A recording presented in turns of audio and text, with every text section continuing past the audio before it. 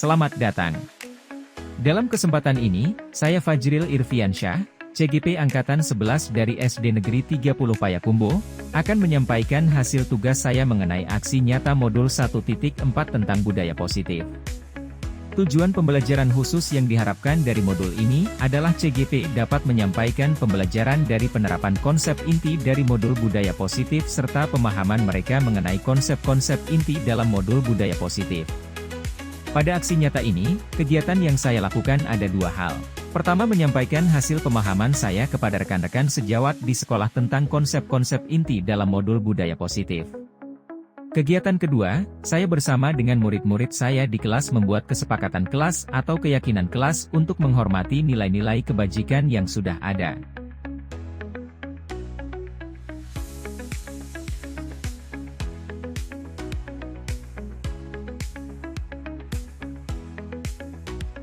Bismillahirrahmanirrahim. Assalamualaikum warahmatullahi wabarakatuh. Alhamdulillahirabbil alamin. Assalatu wassalamu ala asyrafil anbiya'i wal mursalin wa ala alihi wa ashabihi rasulillahi ajmain.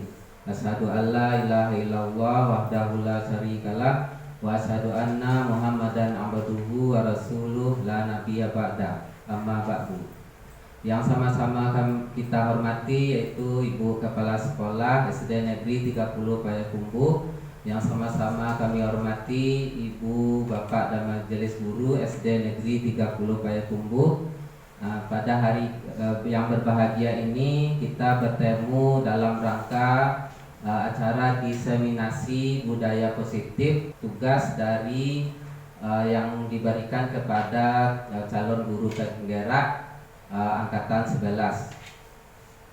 Nah, kita langsung saja ibu-ibu yang kita pelajari sekarang atau yang kita diseminasi sekarang yaitu adalah tentang pertama disiplin positif.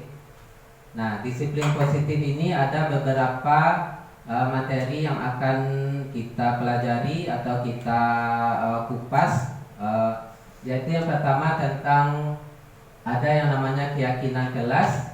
Terus ada yang namanya teori, motivasi, hukuman, dan penghargaan. Lalu ada restitusi. Selanjutnya 5 kebutuhan dasar manusia, 5 posisi kontrol guru, dan segitiga restitusi. Yang mana pelajaran atau materi-materi ini tentu nanti ada manfaat bagi kita semua dalam menghadapi anak-anak kita, bagaimana proses kita nantinya untuk menghadapi permasalahan-permasalahan yang kita temui di sekolah kita. Nah, di sini makna kata disiplin itu yang dimulai dari Ki Hajar Dewantara. Nah, Ki Hajar Dewantara mengatakan kalau siswa atau murid kita itu disesuaikan dengan kodrat alam dan kodrat zamannya. Nah, yang mana Ki Hajar Dewantara itu mengatakan kalau pendidik itu hanyalah sebagai penuntun murid, yaitu hanya sebagai yang akan memenuhi kebutuhannya, memenuhi kebutuhannya, mengumpamakan seperti seorang petani, ya Bapak, yang Ibu-ibu, seorang petani yang mana dia tidak dapat mengubah padi itu menjadi jagung.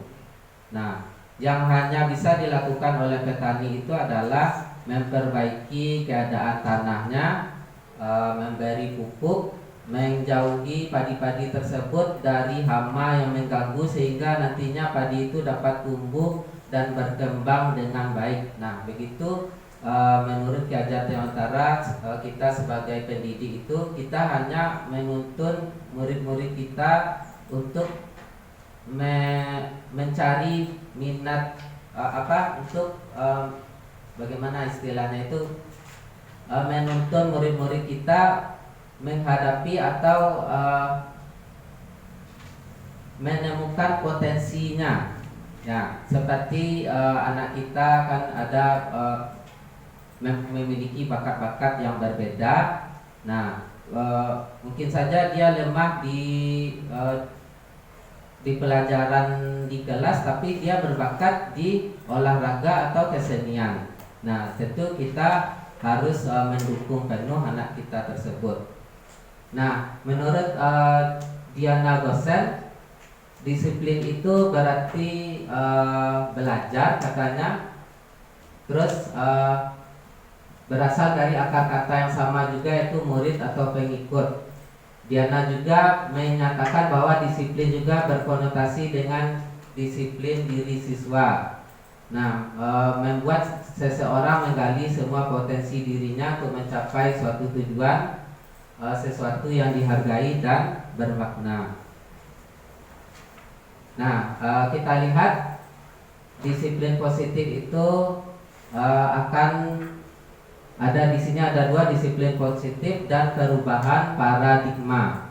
Nah, penerapan disiplin positif itu kita lakukan tanpa adanya kekerasan. Kekerasan yaitu yang dilakukan oleh guru maupun siswa itu sendiri. Nah, disiplin positif itu mengkomunikasikan perilaku yang efektif antar orang tua dan anak. Terus mengajarkan anak untuk memahami konsekuensi dari perilaku mereka. Lalu mengajarkan anak tanggung jawab dan rasa hormat ketika berinteraksi dengan lingkungannya. Nah, dari disiplin positif inilah kita ada perubahan paradigma dalam pelajaran kita di sekolah kita, yaitu kita membangun budaya positif. Sekolah dapat menyediakan lingkungan yang positif, aman, dan nyaman agar siswa mampu berpikir, bertindak, dan mencipta dengan merdeka, mandiri, dan bertanggung jawab. Nah, tujuan dari disiplin positif yaitu menanamkan motivasi kepada semua siswa kita agar mereka menjadi orang yang mereka inginkan dan menghargai diri sendiri dengan nilai-nilai yang mereka percaya. Motivasi ini berasal dari diri siswa itu sendiri, sehingga dengan muncul dari dirinya itu berdampak jangka panjang. Nah, sedangkan jika dipengaruhi oleh hukuman dan hadiah itu dampaknya hanya dalam jangka pendek. Tapi kalau muncul dari dalam diri mereka itu diharapkan dampaknya itu dalam jangka panjang. Nah, tadi disebutkan di sini menghargai diri sendiri dengan nilai-nilai yang mereka percaya. Nah, nilai-nilai yang mereka percaya itu adalah nilai-nilai kebajikan universal atau nilai-nilai kebajikan yang ada, yang disetujui oleh semua manusia. Semua orang itu menyetujui itu nilai yang baik, nilai kebajikan gitu. Nah, contoh nilai kebajikan kita yang sebagaimana kita ketahui yaitu profil pelajar Pancasila, itu merupakan nilai-nilai kebajikan. Ada 6 dimensi yang ada pada profil pelajar Pancasila. Nah, itu semuanya adalah nilai-nilai kebajikan yang harus kita tanamkan di diri murid kita sendiri. Terus ada IBO Primary Years Program. Nah, itu ada nilai-nilai kebajikan juga. Terus ada 9 pilar karakter, itu juga nilai-nilai kebajikan universal yang harus ditanamkan atau anak-anak tahu dia itu nilai kebajikan seperti itu.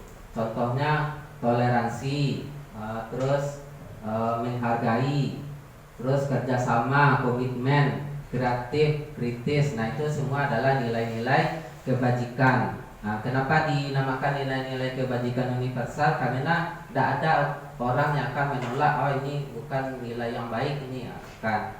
Nah, karena itu adalah nilai-nilai kebajikan. Lanjut, kita masuk ke materi selanjutnya, yaitu motivasi, hukuman, dan penghargaan. Tadi ada motivasi itu ada 3, motivasi hukuman dan penghargaan, motivasi mengharapkan imbalan, terus motivasi yang berasal dari diri mereka sendiri. Nah, di sini ada 3 ya, Ibu-ibu, motivasi perilaku manusia. Yang pertama, manusia itu berperilaku yang pertama dia untuk menghindari ketidaknyamanan atau menghindari hukuman. Nah, di sini contohnya murid melakukan disiplin diri karena takut mendapat hukuman. Jadi dia misalnya datang ke sekolah. Nah, karena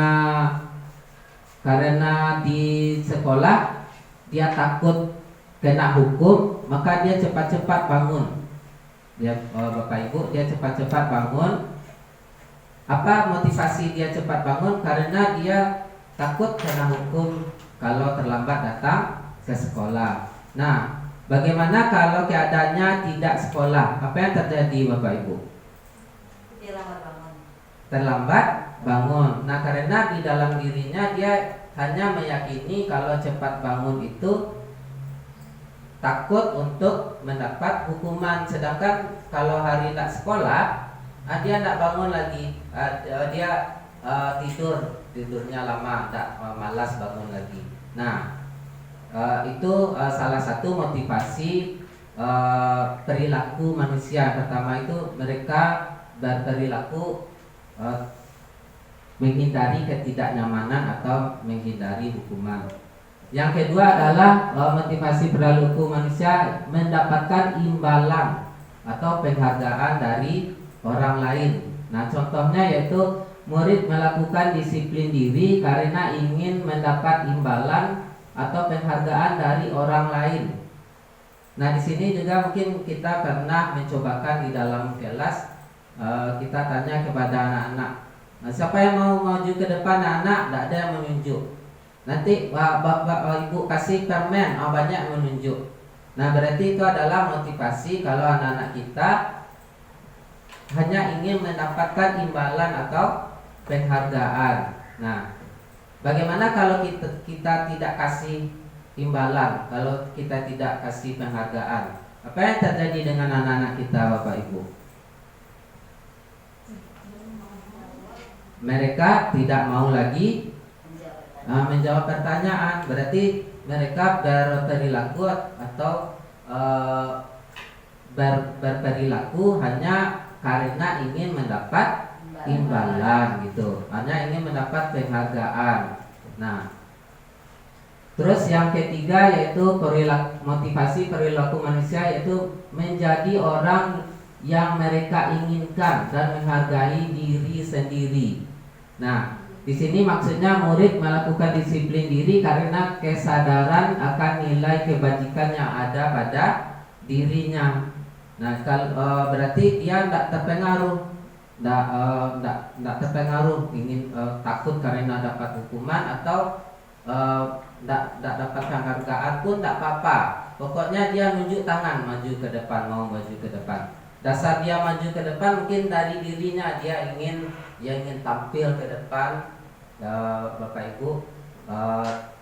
Mungkin karena dia meyakini dirinya menjadi orang yang pemberani. Nah, dia maju ke depan. Nah, jadi tidak perlu kita beri penghargaan, tidak perlu kita takut-takuti dengan hukuman. Dia akan berperilaku dengan nilai-nilai yang ada pada dirinya. Nah, dari ketiga motivasi ini kira-kira mana yang baik oleh Bapak Ibu?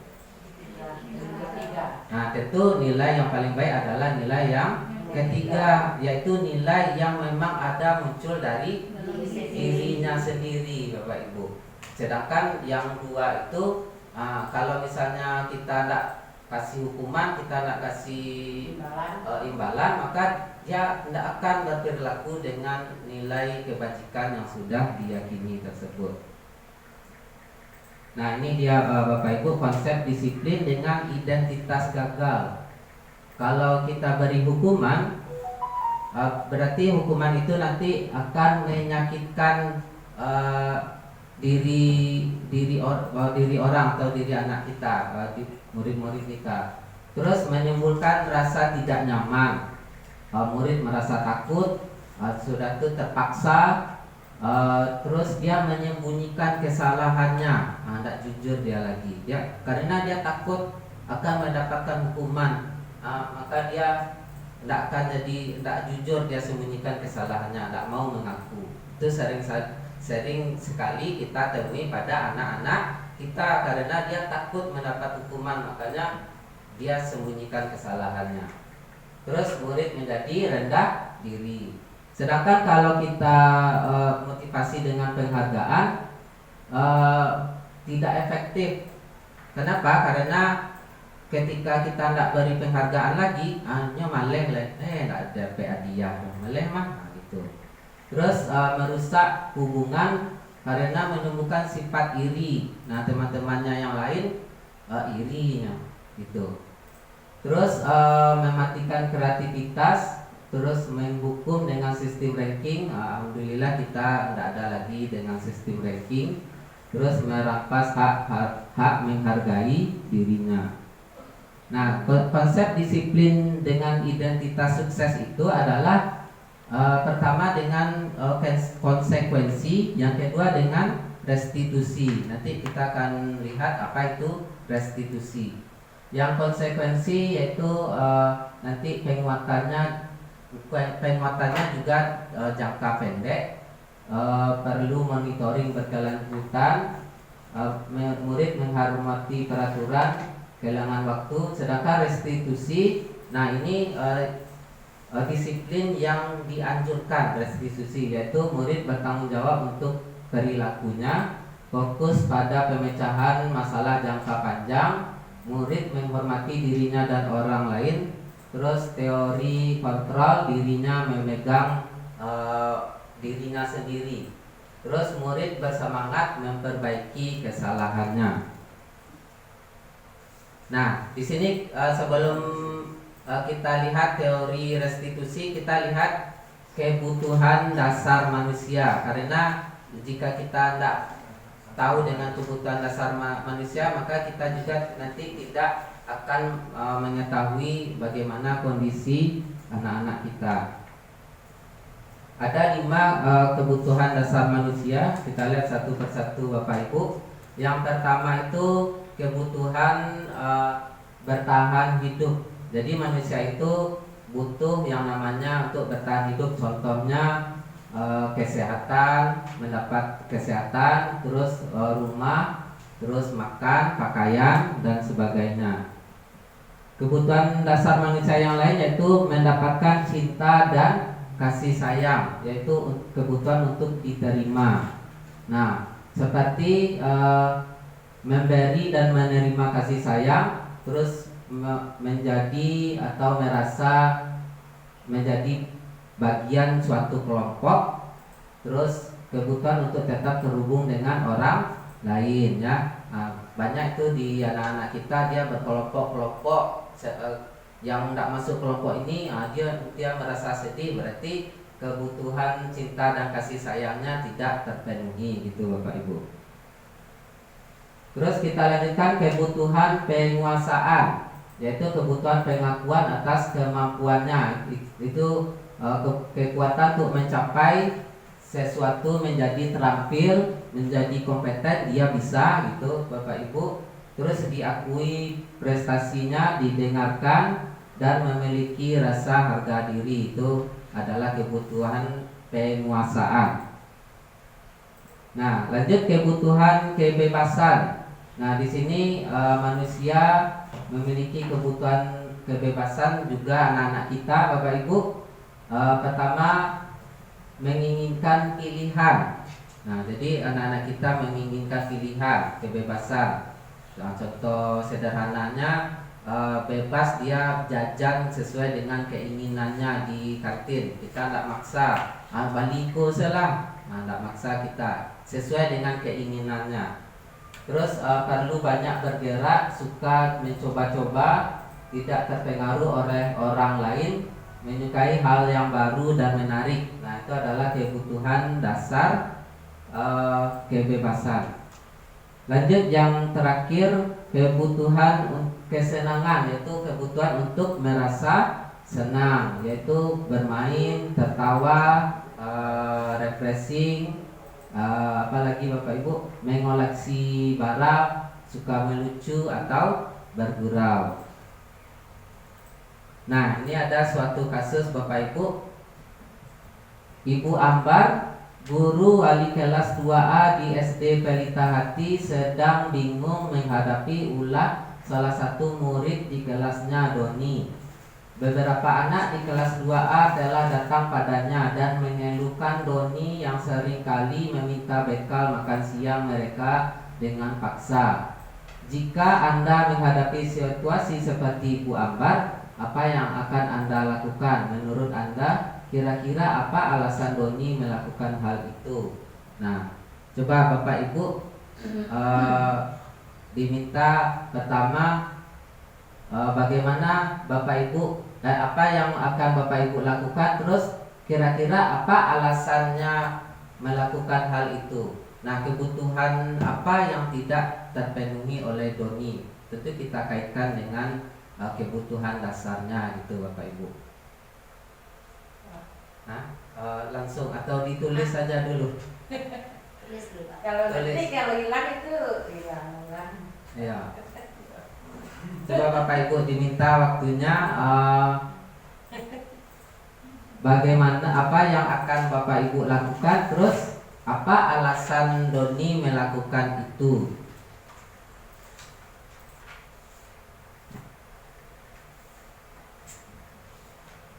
Kayak soal. Langsung saya jawab Bapak. Bunda jawab. Iya, ibu saya langsung jawab Bapak.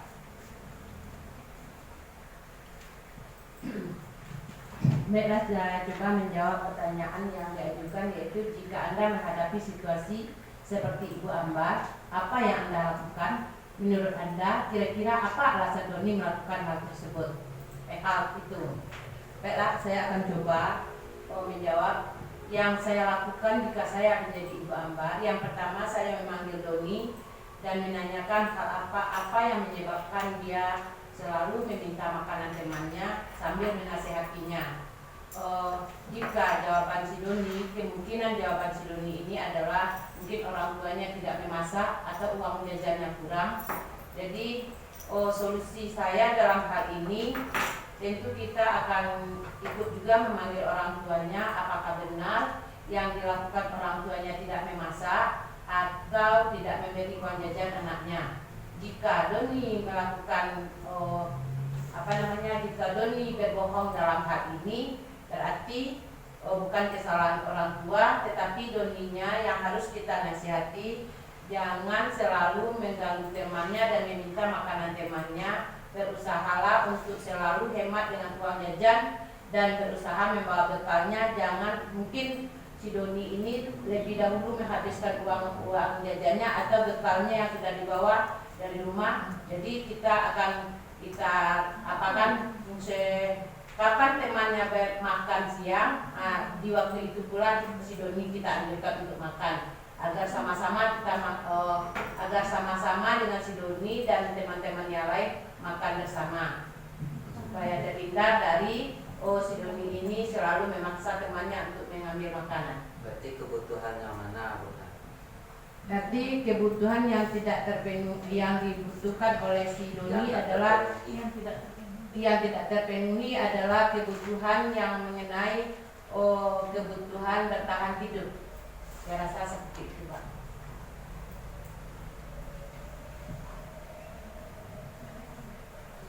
Baiklah, terima kasih kepada Bu Nadri karena telah menyampaikan jawabannya kepada kita semua. Ada lagi dari ibu-ibu lain, Bapak Ibu, Pak Reza, Bu Liza, sama Ya benar apa yang dikatakan oleh Bu Nat tadi ya Bapak Ibu. Kalau misalnya dia tadi alasannya bagaimana Bu? Uang jajannya tidak cukup, ya tuh nak. Ya, Nah, kemungkinan uang jajannya. Uang jajannya tidak cukup berarti kebutuhan dasar yang tidak terpenuhinya adalah kebutuhan bertahan hidup ya Bapak Ibu. Nah, di sini karena dia tidak cukup, tentu perutnya masih lapar, makanya diambilnya dimintanya makanan temannya. Nah, itu benar Bapak Ibu. Yang pertama yang kita lakukan tentu kita bertanya kepada anak kita tersebut apa alasannya melakukan perbuatan tersebut. Nah, dari alasannya itulah nanti kita bisa mengambil tindakan apa yang tepat untuk anak kita tersebut. Nah, ini beberapa alternatif jawabannya Bapak Ibu. Yang kedua, tadi yang pertama adalah dia kebutuhan bertahan hidupnya yang tidak terpenuhi. Nah, jika jawaban Doni itu dia merasa senang, ya dia mengambil makanan temannya, terus dia merasa senang karena temannya jadi memperhatikan dia. Nah, berarti kebutuhan dasarnya yang mana itu Bapak Ibu? Kebutuhan cinta kasih sayang. Ya, kebutuhan cinta dan kasih sayang. Terus kalau misalnya jawaban dari Doni itu dia merasa hebat karena temannya jadi takut dengan dia. Nah, itu adalah penguasaan. Berarti dia merasa paling hebat itu. Nomor satu. Berarti dia kebutuhan yang harus dipenuhinya itu penguasaan. Terus kalau dia ingin mencoba-coba makanan temannya karena dia tidak pernah melihat makanan temannya seperti itu, hanya ambilnya makanan belum coba dia hanya ingin mencoba-coba, berarti kebutuhan kebebasannya belum terpenuhi. Terus selanjutnya karena dia ingin iseng saja melihat teman-temannya jengkel kepada dia, berarti itu adalah kesenangan, kebutuhan kesenangan. Nah, mungkin ini yang paling banyak yang ada di antara anak-anak kita Bapak Ibu. Nah, semua perilaku ini 5 kebutuhan dasar ini jika salah satunya saja tidak terpenuhi, maka dia akan berperilaku di luar dari nilai-nilai kebajikan yang sudah kita pelajari tadi itu Bapak Ibu. Nah, itu tadi kan salah satu contohnya, jika dia kesenangannya tidak terpenuhi, maka dia iseng kepada temannya. Tapi Bapak Ibu, semua jawaban kebutuhan dasar ini bukan kita maklumi Bapak Ibu, bukan kita biarkan, biasalah wak nak boleh marah tadi. Berbincang-bincang sebelum ini kita tidak boleh marah, bukan seperti itu Bapak Ibu. Dengan adanya kita mengetahui kebutuhan dasar yang 5 ini, nanti kita mungkin bisa memikirkan alternatif apa yang akan kita lakukan terhadap Doni ini nantinya Bapak Ibu. Terus kita lanjutkan keyakinan kelas. Nah, mengapa keyakinan kelas? Kenapa tidak peraturan kelas saja gitu Bapak Ibu? Mengapa kita memiliki peraturan tentang penggunaan helm pada saat mengendarai kendaraan roda 2 atau motor? Nah, apa jawabannya Bapak Ibu?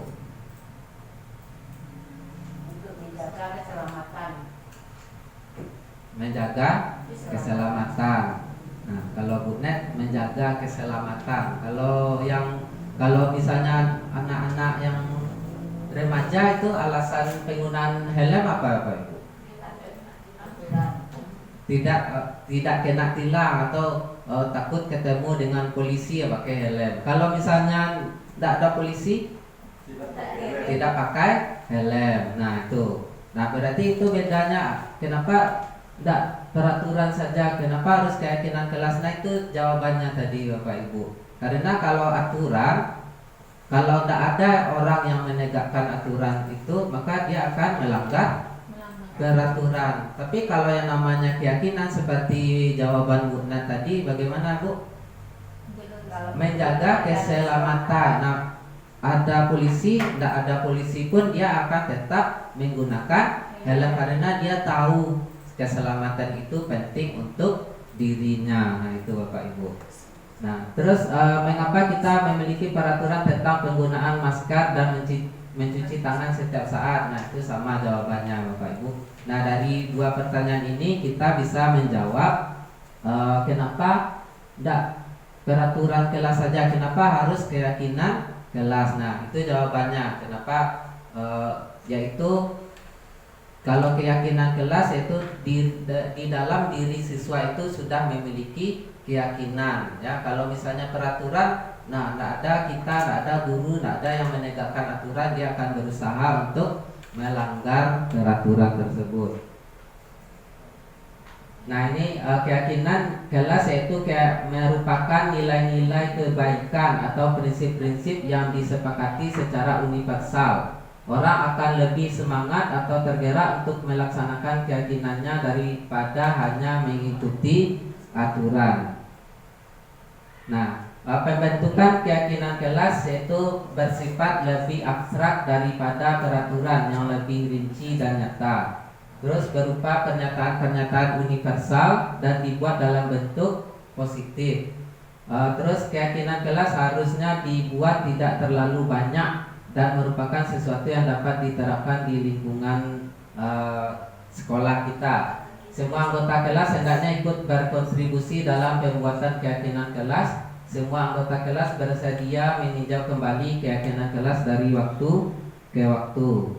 Nah, ini mungkin banyak langkah-langkahnya, tapi sederhananya Bapak Ibu dalam membuat sebuah keyakinan kelas, yang pertama kita tanyakan kepada anak-anak kita apa peraturan sekolah yang diketahuinya atau yang dimilikinya. Nah, nanti anak-anak kita menulis, boleh di dalam bukunya atau di dalam kertas apa ini namanya kemarin post-it, ya, dalam kertas post-it. Nah, kita minta anak-anak kita untuk menuliskan peraturan apa saja yang diketahuinya.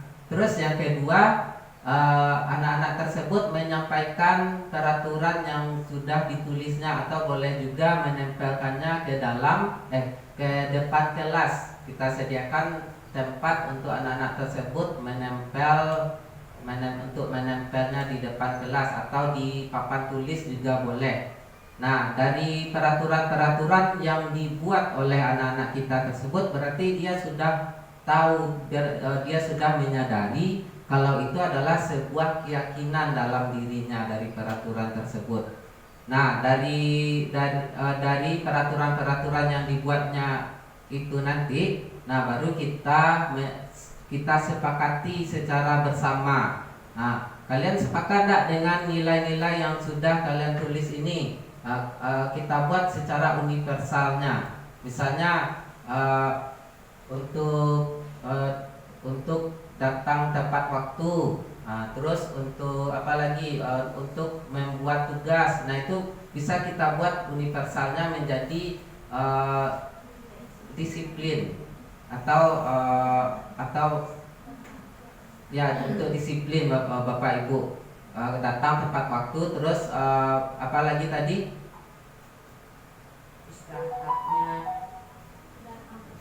Dan mengerjakan tugas yang diberikan oleh guru. Itu bisa kita tetapkan sebuah keyakinan berupa disiplin gitu Bapak Ibu. Nah, tujuan dari penerapan keyakinan kelas yaitu menumbuhkan keterlibatan murid dalam membentuk keyakinan kelas. Terus mewujudkan merdeka belajar yang berpihak pada murid. Jadi artinya murid itu sendiri yang mengutarakan apa yang diyakininya sendiri, bukan dari kita Bapak Ibu, tapi murid sendiri yang mengutarakannya, menyebutkannya sendiri. Berarti kan dia tahu itu, berarti dia meyakini nilai-nilai yang telah disepakati tersebut. Terus menciptakan komunikasi segala arah antara guru dan murid. Jadi tidak kita yang menyebutkan, biarlah murid itu yang menyebutkan peraturan tersebut. Terus membiasakan budaya dan disiplin positif. Nah, ini contoh beberapa keyakinan kelas. Untuk kelas 1, setiap anggota kelas perlu belajar, setiap anggota kelas perlu senang, terus setiap anggota kelas perlu melakukan tugas, setiap anggota kelas perlu saling menghargai, perlu merasa aman. Nah itu. Jadi nanti kalau misalnya ada temannya yang mengganggu, nah kita bisa kembalikan ke sini. Nah, kita tanyakan temannya yang mengganggu tersebut, nilai apa yang kamu langgar misalnya. Dia mengganggu temannya, berarti apa yang dijawabnya nanti kalau dia sudah menyepakati atau meyakini keyakinan kelas yang kita buat tersebut, yaitu semua anggota kelas perlu merasa aman gitu, karena dia mengganggu temannya. Nah, berarti dia sadar, oh saya sudah membuat teman saya tidak merasa aman gitu. Nah, kita kembalikan lagi kepada keyakinan kelas yang sudah kita sepakati bersama, karena dari diri mereka sendiri, bukan dari kita yang menyebutkan, biar mereka yang menyebutkan sendiri. Nah, nanti dia akan menjadi orang yang menghargai dirinya sendiri, bukan menghargai guru, tapi menghargai dirinya sendiri. Nah, sini kita lihat posisi kontrol guru. Nah, kira-kira di mana posisi kita, Bapak Ibu? Posisi kontrol guru ini dikenalkan oleh Dr. William Glasser Gossen, yang menerapkan seorang guru, orang tua ataupun atasan dalam melakukan kontrol. Kelima posisi tersebut yaitu penghukum, pembuat merasa bersalah sebagai teman, sebagai monitor atau pemantau, terus sebagai manajer. Kita lihat satu persatu, Bapak Ibu. Untuk sebagai penghukum, nah di sini ciri-ciri guru yang sebagai penghukum itu yaitu patuhi aturan saya atau awas nanti. Nah, kamu selalu saja salah gitu, Bapak Ibu. Selalu, pasti selalu yang terakhir selesai. Nah, itu adalah ciri-ciri posisi kontrol penghukum. Nah, nanti apa akibat yang ditimbulkan dari posisi penghukum ini, Bapak Ibu? Murid akan marah, nyeberang loh, malah tiang klepnya gitu, Bapak Ibu.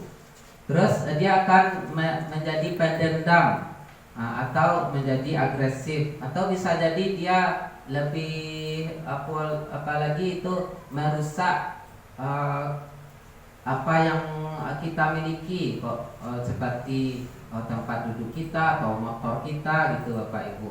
Nah, itu akibat dari kalau kita berada di posisi sebagai seorang penghukum. Terus posisi kontrol pembuat orang merasa bersalah. Nah, di sini ciri-cirinya bapak atau ibu sangat kecewa dengan kamu. Nah, berapa kali ibu harus memberitahu kamu ya? Nah, atau kalau orang tua kamu tahu kamu berbuat begini, bagaimana? Nah, kecewa, tentu ada rasa merasa bersalah dalam diri anak, atau dia merasa kecewa dengan dirinya sendiri. Nah, itu akibatnya yaitu mereka akan memiliki penilaian yang buruk tentang diri mereka. Terus dia merasa tidak dihargai. Terus dia nanti mengecewakan orang-orang yang disayanginya, merasa tidak berguna, waduh gitu. Kalau ala depresi tingkat tinggi, beko, kalau misalnya anak-anak kita, oke lah. Kalau misalnya di SMA merasa kecewa dengan dirinya, kira-kira apa? Kalau ala depresi tingkat tinggi, nanti apa yang akan mereka lakukan? Bunuh diri gitu, Bapak Ibu. Dia ayah narkoba gitu, karena dia merasa bersalah dirinya tidak berguna gitu, karena dia telah mengecewakan orang lain gitu. Terus posisi selanjutnya yaitu posisi teman. Nah, posisi teman di sini ciri-cirinya yaitu ayo bantulah demi ibu. Nah, ayo ingat tidak semua bantuan ibu selama ini. Nah, ini posisi teman murid itu dia merasa senang dan akrab dengan gurunya, ya, Bapak Ibu. Nah, di sini mungkin posisi positifnya seperti itu, dia akrab dengan kita, dia senang bermain dengan kita. Tapi negatifnya nanti murid menjadi tergantung dengan guru tersebut. Nah, kalau gurunya tidak bersedia lah atau tidak ada waktu untuk membantu atau menghilang, nah dia akan tidak bisa lagi gitu Bapak Ibu, tidak mandiri lagi. Nah, itu posisi kontrol sebagai seorang teman. Terus posisi pemantau. Nah, posisi pemantau ini levelnya sudah berada di atas, posisi nomor 4, yaitu ciri-cirinya di posisi guru yang pemantau, dia selalu akan mengaitkan dengan peraturan apa yang telah kita yakini, peraturan apa yang kamu langgar misalnya, atau apa yang telah kamu lakukan. Itu adalah posisi pemantau. Nah, dia guru yang posisi pemantau akan selalu menghubungkan antara peraturan dengan konsekuensi. Nah, kalau dia salah, maka konsekuensinya apa? Kalau guru yang sebagai penghukum, siswa salah, dia akan menghukum juga, tapi bedanya hukumannya itu seringkali tidak sesuai dengan apa yang telah mereka perbuat. Sedangkan posisi pemantau itu anak-anak dia tahu konsekuensi apa yang akan mereka terima jika melakukan kesalahan. Nah, terakhir adalah posisi seorang manajer. Nah, posisi seorang manajer Bapak Ibu, murid akan mempertanggungjawabkan perilakunya sesuai dengan nilai-nilai yang dia yakini tadi Bapak Ibu. Kita kembalikan lagi kepada nilai apa yang kita yakini. Keyakinan apa, keyakinan sekolah atau keyakinan kelas apa yang kita yakini Bapak Ibu. Nah, itu adalah posisi seorang manajer. Ciri-cirinya yaitu seperti ini Bapak Ibu. Apa yang kita yakini, terus jika kamu meyakininya, apakah kamu bersedia memperbaikinya? Jika kamu memperbaikinya, hal ini menunjukkan apa tentang dirimu, atau apa rencanamu untuk memperbaikinya. Nah, ini adalah posisi seorang manajer. Kita hanya membantu anak atau murid kita itu untuk memperbaiki dirinya sendiri. Kita hanya membimbing murid kita untuk memperbaiki dirinya sendiri. Nah, ini adalah posisi yang posisi kontrol yang paling baik Bapak Ibu, atau posisi kontrol yang dianjurkan untuk kita semua, yaitu sebagai seorang manajer. Biarkan saja anak-anak kita itu bagaimana cara dia memperbaiki dirinya. Nah, tugas kita hanya membimbing mereka bagaimana mereka menemukan solusi apa yang tepat untuk mereka. Kalau mereka tidak tahu, nah tentu kita cari solusinya bersama gitu Bapak Ibu. Nah, di sini posisi kontrol sebagai seorang manajer erat kaitannya dengan segitiga restitusi. Nah, menurut dosen, restitusi merupakan proses menciptakan posisi bagi siswa untuk memperbaiki kesalahan mereka, sehingga mereka bisa kembali pada kelompoknya dengan karakter yang lebih kuat. Nah, di sini memperbaiki kesalahan mereka agar bisa kembali kepada kelompoknya, kembali ke jalan yang benar, mungkin seperti itu Bapak Ibu. Nah, restitusi membantu siswa menjadi lebih mempunyai tujuan, terus disiplin positif, dan memulihkan dirinya ketika berbuat salah atau kesalahan. Nah, restitusi juga menguntungkan korban dan si pembuat salah. Nah, kita lihat bagaimana langkah-langkah dari segitiga restitusi. Ini ciri-cirinya dulu Bapak Ibu, yaitu restitusi itu bukan menebus kesalahannya, tetapi untuk belajar dari kesalahannya. Restitusi juga memperbaiki hubungan. Terus restitusi adalah tawaran, bukan paksaan. Restitusi juga menuntun untuk melihat ke dalam diri mereka. Restitusi juga mencari kebutuhan dasar yang mendasari tindakannya. Tadi ada 5 dasar kebutuhan manusia. Terus restitusi diri adalah cara yang terbaik, fokus pada karakter bukan tindakannya. Terus menguatkan, terus lanjut mengembalikan siswa yang berbuat salah pada kelompoknya. Nah, ini Bapak Ibu perbedaannya antara hukuman, konsekuensi dengan restitusi. Contohnya yaitu murid sering tidak mengerjakan PR. Nah, kalau hukuman, kita akan menyuruh murid tersebut hormat ke bendera selama 10 menit. Terus marah dan murid menjadi takut Bapak Ibu. Nah, di sini nampak apa hubungannya tidak mengerjakan PR dengan hormat kepada bendera. Tidak ada hubungannya Bapak Ibu.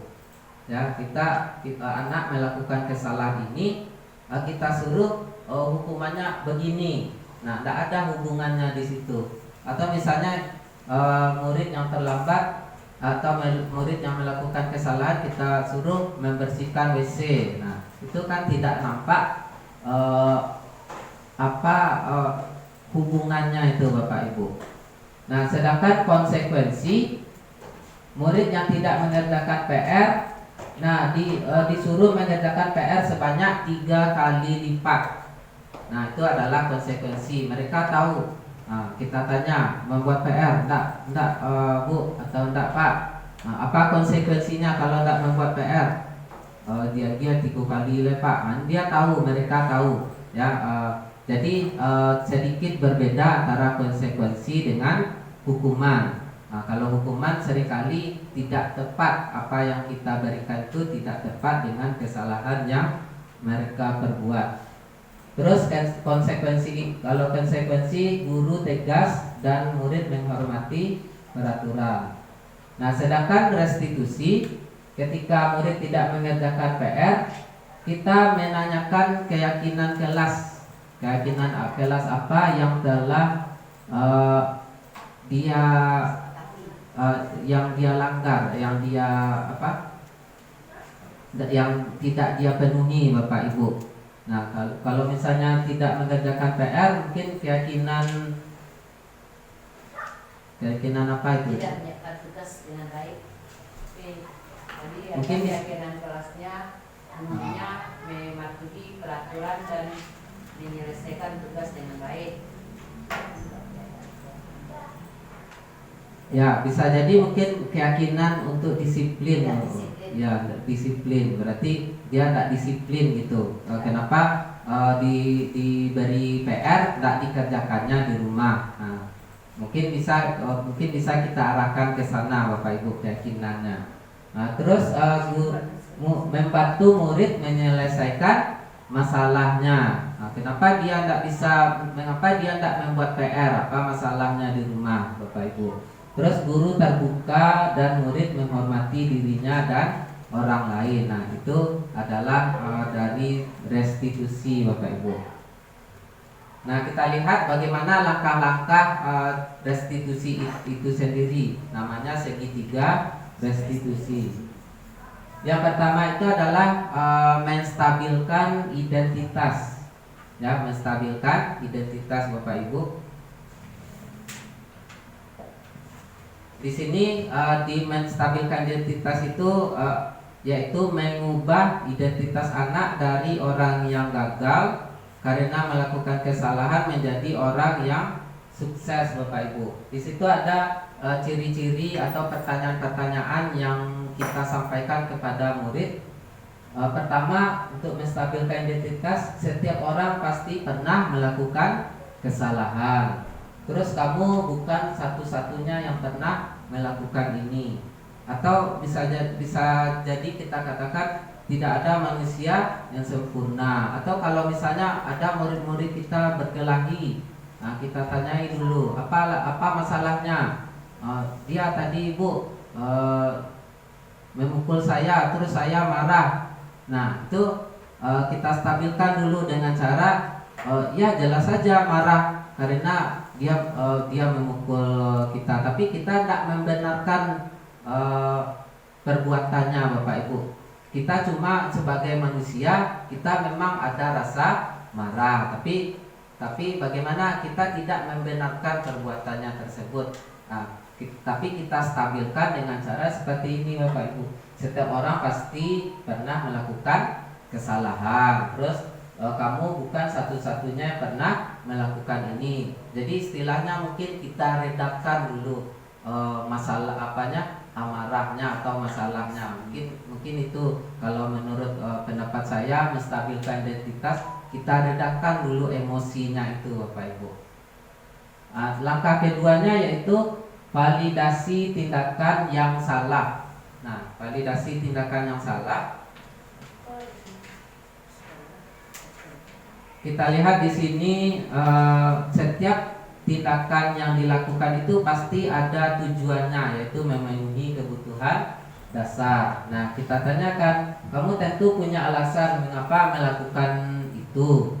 Atau yang lain, adakah cara yang lebih efektif untuk mendapatkan apa yang kamu butuhkan? Seperti si Doni tadi mengambil makanan temannya itu, ada enggak cara lain yang bisa kamu lakukan gitu? Kira-kira apa jawaban Doni Bapak? Kalau misalnya dia kebutuhan untuk kesenangan, kira-kira apa nanti jawaban Doni? Misalnya adakah cara yang lebih efektif untuk mendapatkan apa yang kamu butuhkan? Nah tentu jawaban si Doni nanti ya Bu, berarti Wak minta dulu ya Bu, minta izin gitu. Nah jadi dari jawaban diri mereka sendiri yang menjawabnya gitu Bapak Ibu.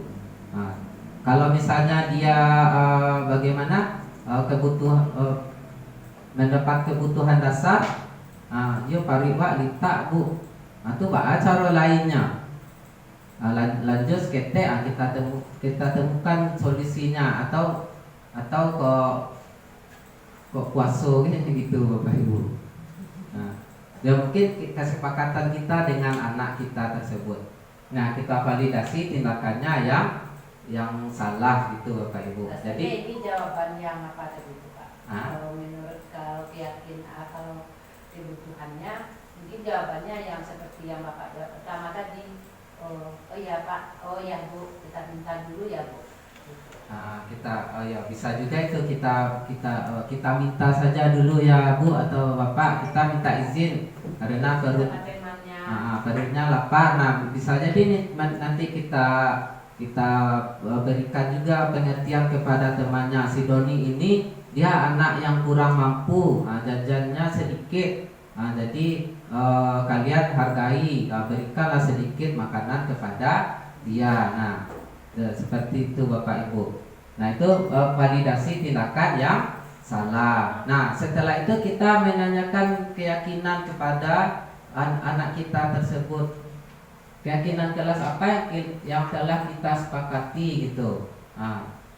Harus dia menjawab. Setiap orang merasa aman gitu. Contohnya kalau misalnya berkelahi, keyakinan kelas apa yang telah kita sepakati, setiap orang perlu merasa aman. Dia tahu jawabannya, berarti teman kamu ini perlu merasa aman. Maka kamu tidak boleh mengganggunya karena dia ingin merasa aman. Kalau misalnya kamu diganggu juga bagaimana gitu. Nah jadi kita tanyakan kepada anak-anak kita tersebut sesuai dengan langkah-langkah segitiga restitusi tersebut. Maka untuk memulai segitiga restitusi ini mungkin tentu penting kita kita membuat kesepakatan atau keyakinan kelas yang ada pada kita masing-masing. Nah ini Bapak Ibu contoh kasusnya bagaimana langkah segitiga restitusi tersebut. Mario dan Adi siswa kelas 8 di SMP Tunas menghabiskan jam istirahat makan siang mereka dengan cara berbeda. Ketika teman-teman sekelasnya asik bermain di luar kelas, mereka dipanggil oleh guru wali kelas mereka, Bapak Joko, ke dalam ruang kelas. Dalam situasi seperti ini, guru yang memahami konsep segitiga restitusi akan mencoba menjalankan 3 langkah tersebut. Nah, yang pertama itu tadi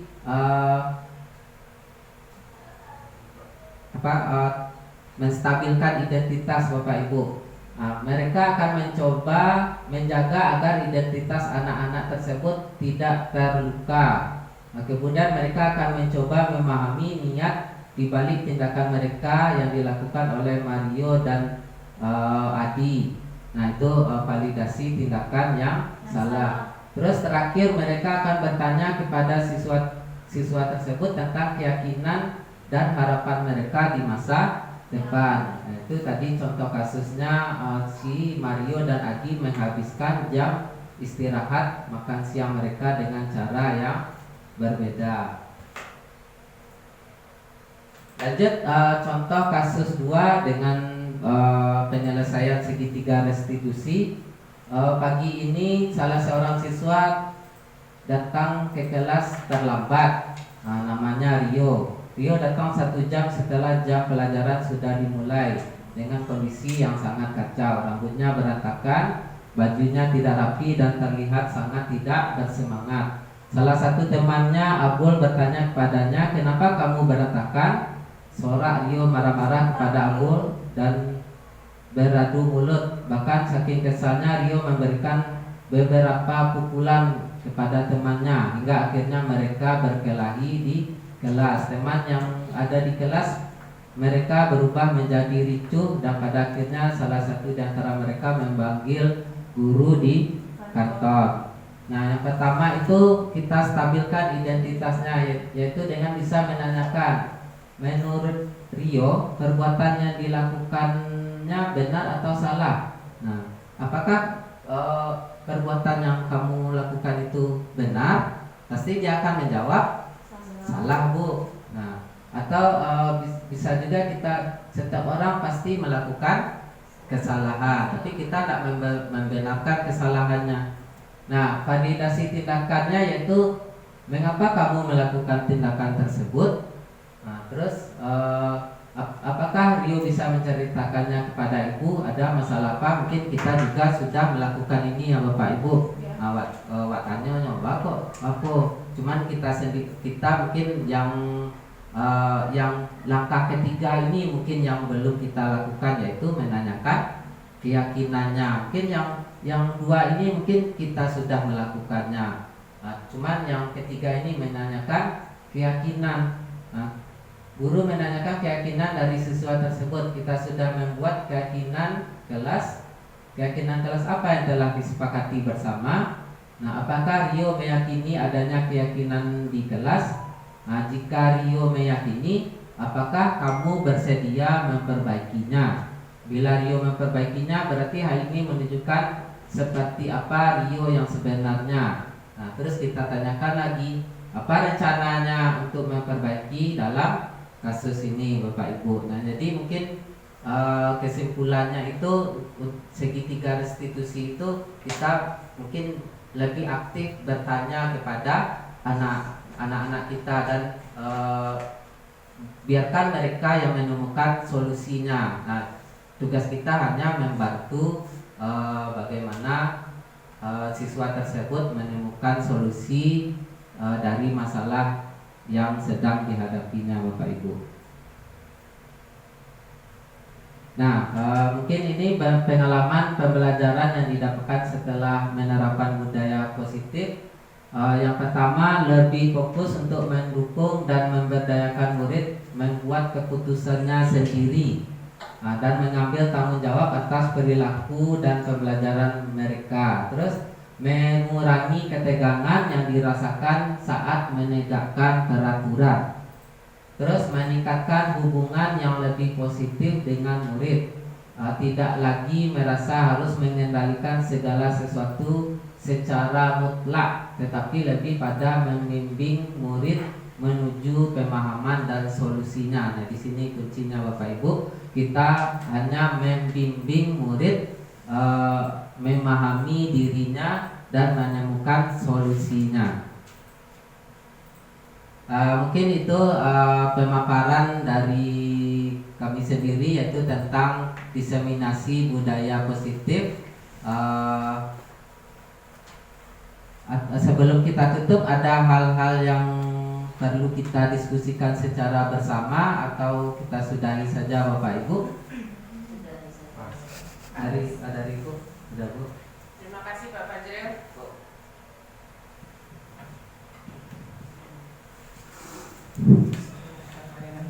Terima kasih Pak Fajril.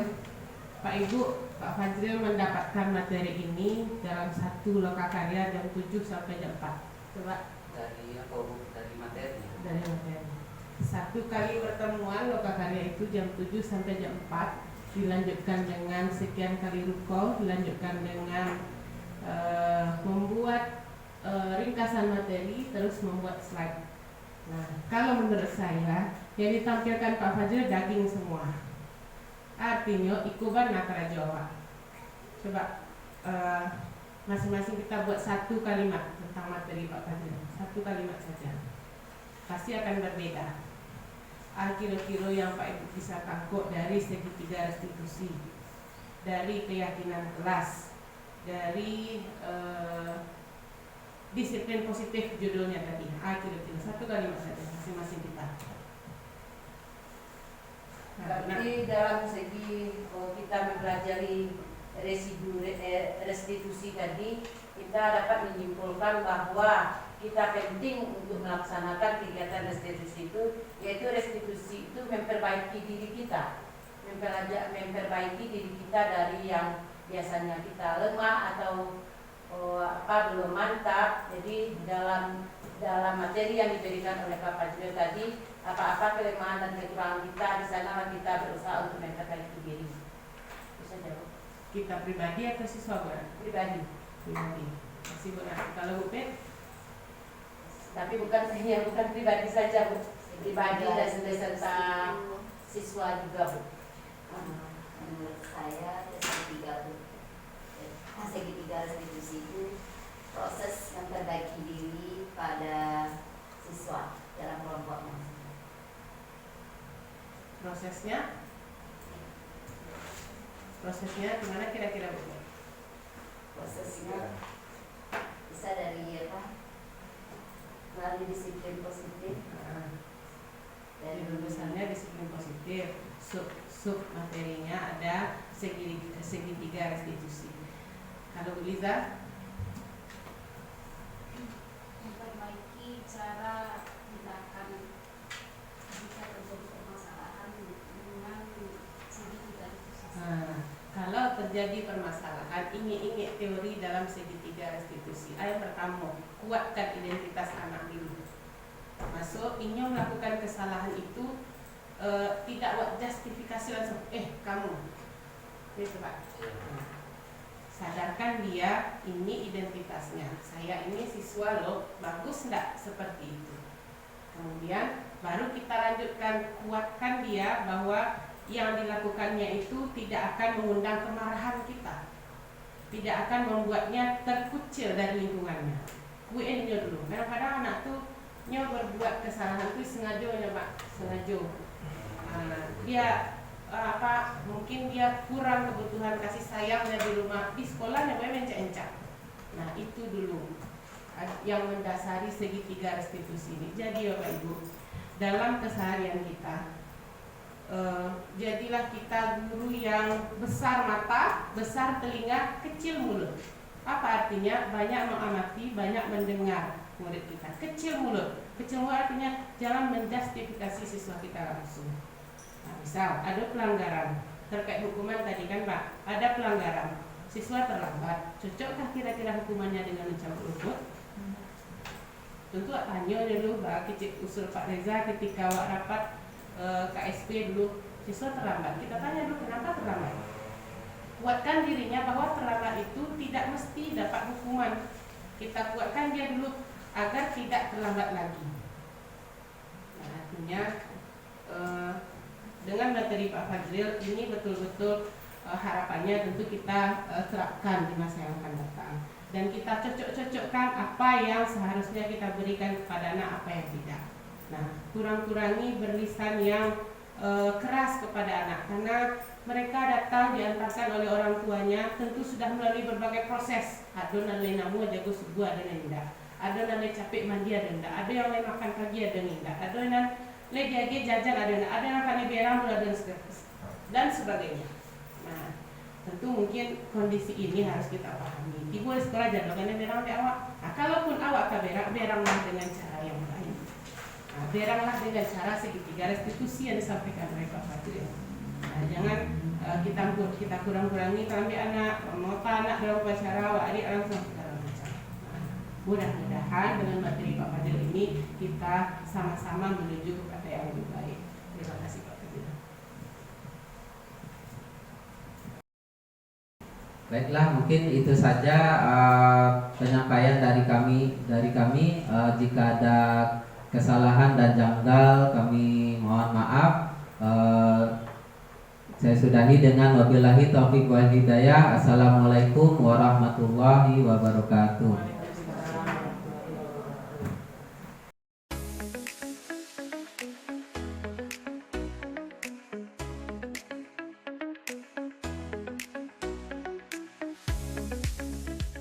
Assalamualaikum warahmatullahi wabarakatuh.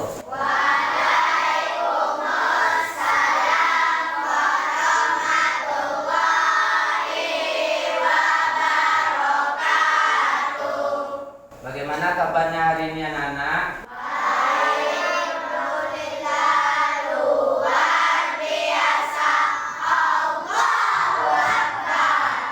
Alhamdulillah kabar anak-anak Bapak sekarang sudah dalam keadaan baik ya, tetap semangat untuk melaksanakan pelajaran pada hari ini ya.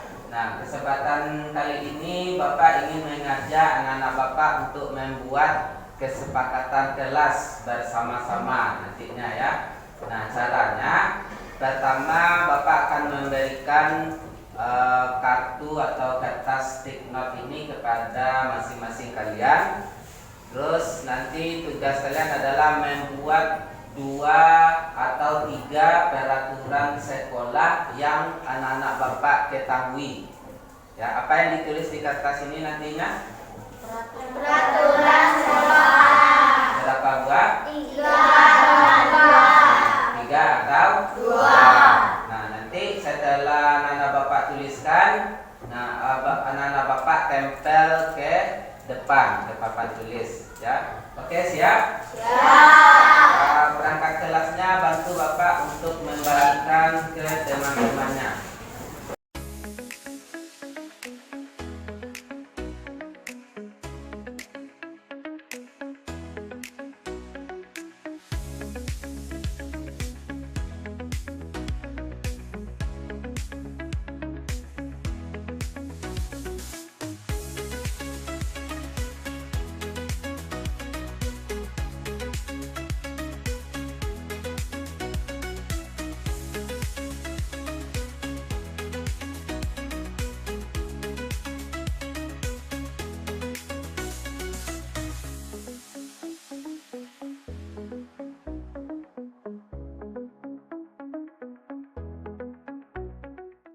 Baiklah, anak-anak Bapak sudah membuat apa-apa saja peraturan sekolah yang anak-anak Bapak ketahui. Sekarang kita lihat satu persatu apa yang sudah anak Bapak buat.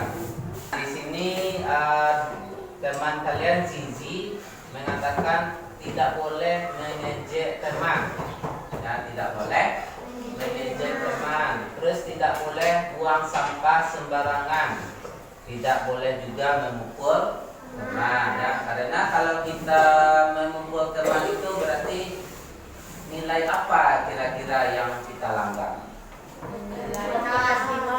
Nilai kerukunan. Berarti tidak mengejek teman, tidak boleh memukul teman, berarti itu adalah nilai-nilai kerukunan ya. Karena Bapak, berarti kita sepakat untuk menjaga nilai kerukunan. Sepakat ya.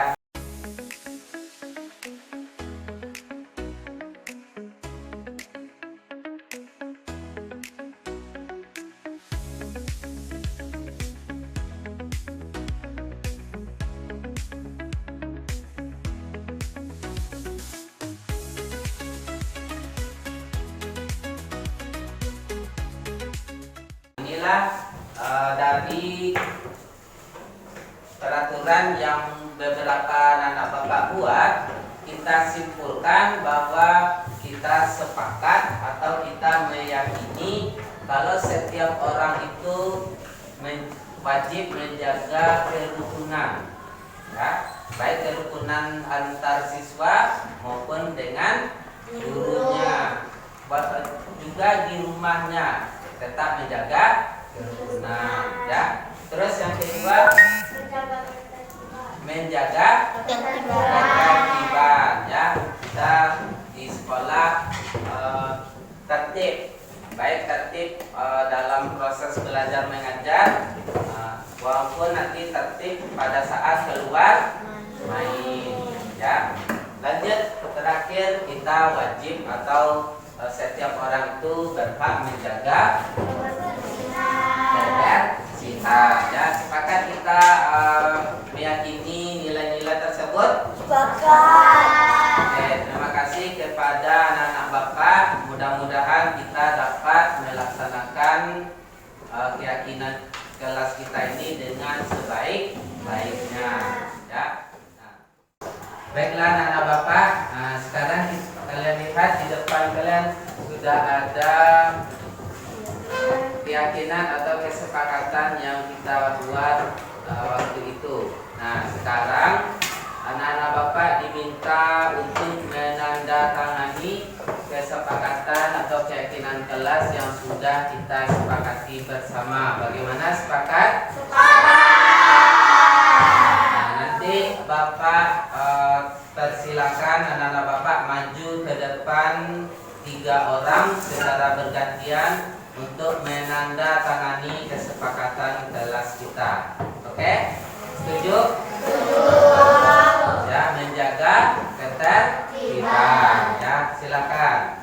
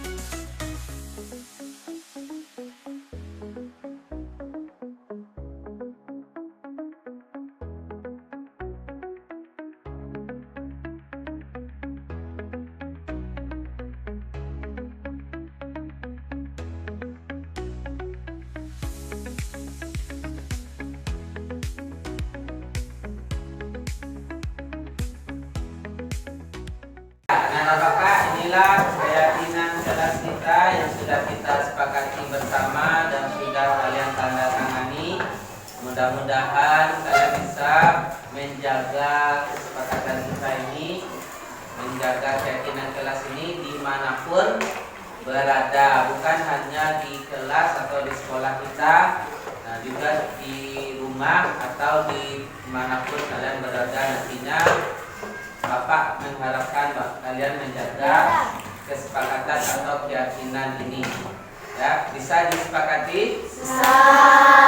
Oke, terima kasih kepada anak-anak Bapak kelas 5 yang telah menyepakati keyakinan kita ini secara bersama-sama.